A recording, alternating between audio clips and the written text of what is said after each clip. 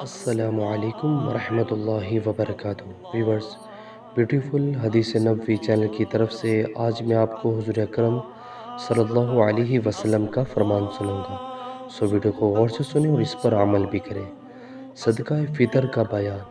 عبداللہ بن عباس رضی اللہ تعالیٰ عنہ بیان کرتے ہیں کہ رسول اللہ صلی اللہ علیہ وسلم نے صدقہ فطر روزہ دار کو فحش اور بیہودہ باتوں سے پاک کرنے اور مسکینوں کی خوراک کے لیے فرض قرار دیا، لہٰذا جس نے اسے نماز عید سے پہلے ادا کر دیا تو یہ مقبول زکوٰۃ ہے، اور جس نے نماز کے بعد ادا کیا تو وہ عام صدقات میں سے ایک صدقہ ہے، یعنی فطرانہ نہیں ہے۔ نیچے والا موجود ہے۔ سو ویورز، ہمیں بھی چاہیے کہ ہم فطرانہ کو نماز سے پہلے ادا کر دیا کریں۔